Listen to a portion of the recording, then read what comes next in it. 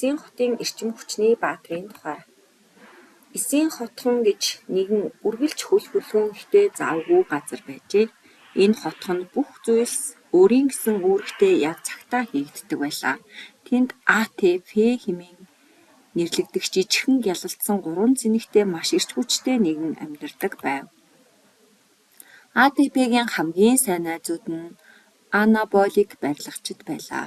Тэд жижигхэн өөр хоорондоо адилхан блокуудыг нийлүүлж том бат бөх барилга байгууламж барьдаг байв. Гэвч энэ ажил маш их эрч хүч шаарддаг тул тэд ядарч ажил нь удаашардаг байжээ.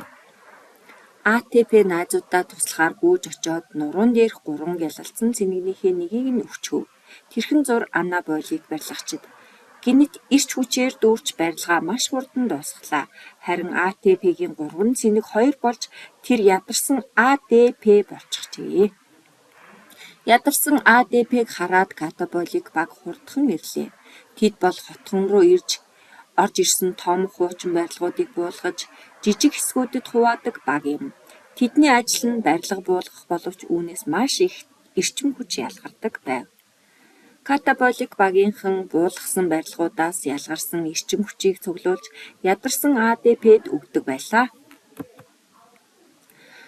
Тэд АДП-г эргээд АТП болгохын тулд нэг шинэ цэнийг нэмж өгөх хэрэгтэй байв. Катаболик багийнхан АДП-д нэг шинэ цэнийг нэмж өгөхөд тэр дахин гялалзсан 3 цэнэгтэй эрч хүчтэй АТП болж хуурав. Тэр дахин хотхоныг эрч хүчээр хангах ажилдаа бэлэн боллоо. Энэ мэтээр АТП-гийн мөчлөг тасралтгүй үргэлжилдэг байв. АТП эрчим хүчээ зарцуулаад АДП болж дараа нь катаболик багийнхан цэнэглүүлээд эргээд АТП болдог байлаа. Анаболик барилгачид хотхон цитозол болон эндоплазмын торлог бүрхөвчөнд ажилладаг бол катаболик баг ихэвчлэн митохондрийн цахилгаан станцад ажилладаг байв. Энэ станцад хамгийн их эрчим хүч ялгардаг юм. Ийхүү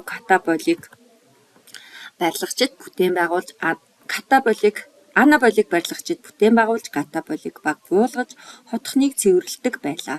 Харин АТП бол энэ бүх үйл ажиллагааг холбож амьдралыг тэтгдэг эрчим хүчний жижигхэн баатар байлаа.